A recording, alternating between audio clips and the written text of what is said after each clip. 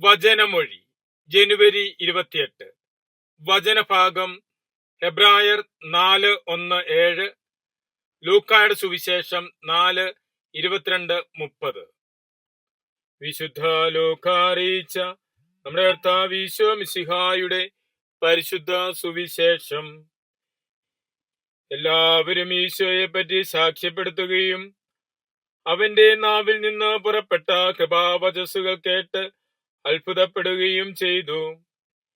ഇവൻ യൗസേപ്പിന്റെ മകനല്ലേ എന്ന് അവർ ചോദിച്ചു. അവൻ അവരോട് പറഞ്ഞു, വൈദ്യ, നിന്നെ തന്നെ സുഖപ്പെടുത്തുക എന്ന ചൊല്ല് ഉദ്ധരിച്ചുകൊണ്ട്, തീർച്ചയായും നിങ്ങൾ എന്നോട് കഫർനാമിൽ സംഭവിച്ചതായി ഞങ്ങൾ കേട്ട കാര്യങ്ങൾ ഇവിടെ നിന്റെ സ്വന്തം സ്ഥലത്തും ചെയ്യുക എന്ന് പറയും. അവൻ പറഞ്ഞു, എന്നാൽ സത്യമായി ഞാൻ നിങ്ങളോട് പറയുന്നു, ഒരു പ്രവാചകനും സ്വന്തം നാട്ടിൽ സ്വീകാര്യനല്ല. സത്യമായി ഞാൻ നിങ്ങളോട് പറയുന്നു, ഏലിയാ പ്രവാചകന്റെ കാലത്ത് ഇസ്രായേലിൽ അനേകം വിധവകൾ ഉണ്ടായിരുന്നു. അന്ന് 3 വർഷവും 6 മാസവും ആകാശമടയ്ക്കപ്പെടുകയും ഭൂമിയിലെങ്ങും രൂക്ഷമായ ക്ഷാമമുണ്ടാവുകയും ചെയ്തു. എന്നാൽ സിദോനിൽ സറേപ്തായിലെ ഒരു വിധവയുടെ അടുത്തേക്കല്ലാതെ മറ്റാരുടെയും അടുത്തേക്ക് ഏലിയ അയക്കപ്പെട്ടില്ല. ഏലീശ പ്രവാചകന്റെ കാലത്ത് ഇസ്രായേലിൽ അനേകം കുഷ്ഠരോഗികൾ ഉണ്ടായിരുന്നു. എന്നാൽ അവരിൽ സിറിയാക്കാരനായ നാമാൻ അല്ലാതെ മറ്റാരും ശുദ്ധമാക്കപ്പെട്ടില്ല. ഇത് കേട്ടപ്പോൾ സിനഗോഗിലുണ്ടായിരുന്ന എല്ലാവരും രോഷം കൊണ്ട് നിറഞ്ഞു.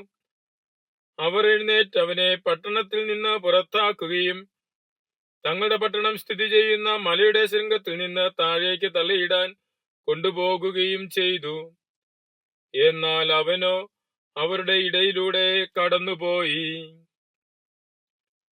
ഈശോയിൽ സ്നേഹമുള്ളവരെ, വിശുദ്ധ ലൂക്കായുടെ സുവിശേഷം 4-ാം അധ്യായം 16 മുതലുള്ള വചനങ്ങൾ ഈശോയുടെ പരസ്യജീവിതത്തിന്റെ ആരംഭത്തിൽ അവിടുന്ന് നടത്തിയ പ്രഭാഷണമായിരുന്നു. ആ പ്രഭാഷണത്തിന് തുടർന്നുള്ള വചനഭാഗമാണ് നാം ഇന്ന് സുവിശേഷത്തിൽ ശ്രവിക്കുന്നത്. ഈശോയുടെ നാവിൽ നിന്ന് ശ്രവിച്ച കൃപാവചസ്സുകൾ കേട്ട് എല്ലാവരും അത്ഭുതപ്പെടുകയും പരസ്പരം ചോദിക്കുകയും ചെയ്തു, ഇവൻ യൗസേപ്പിന്റെ മകനല്ലേ? ഈശോയെ കേവലം മാനുഷികമായി മാത്രം കാണുന്നവർക്ക് മിശിഹായുടെ അധരങ്ങളിൽ നിന്ന് വരുന്ന വചനങ്ങൾ അതിന്റെ പൂർണ്ണതയിൽ ഗ്രഹിക്കാൻ പറ്റുകയില്ല. മിശിഹായുടെ വചനത്തെ പൂർണ്ണമായി ഗ്രഹിക്കുവാൻ സാധിക്കണമെങ്കിൽ മിശിഹായുടെ ദൈവ സ്വഭാവവും മനുഷ്യ സ്വഭാവവും ഒന്നിച്ച് മനസ്സിലാക്കേണ്ടിയിരിക്കുന്നു.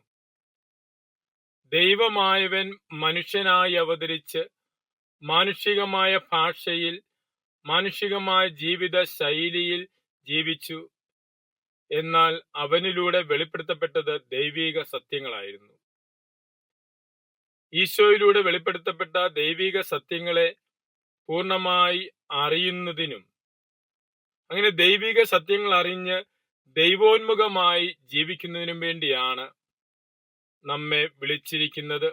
മിശിഹായുടെ ദൈവിക സ്വഭാവത്തിലൂടെ വെളിവാക്കപ്പെട്ട പൂർണ്ണ ദൈവത്തെ പൂർണ്ണാത്മാവോടും പൂർണ്ണ മനസ്സോടും സർവശക്തിയോടും കൂടി സ്നേഹിക്കുവാനും ദൈവസ്നേഹത്തിന്റെ പ്രകടനമായ പരസ്നേഹ പ്രവർത്തികൾ നമ്മുടെ ജീവിതത്തിലൂടെ യാഥാർത്ഥ്യമാക്കിക്കൊണ്ട് ദൈവോന്മുഖമായും മനുഷ്യോന്മുഖമായും ദൈവസ്നേഹത്തെ അറിഞ്ഞ് ദൈവസ്നേഹത്തിൽ പ്രചോദിതമായി പരസ്നേഹ പ്രവർത്തികളിൽ വ്യാപൃതനാകുന്നതിനും മനുഷ്യോന്മുഖമായി ജീവിക്കുവാനായിട്ട്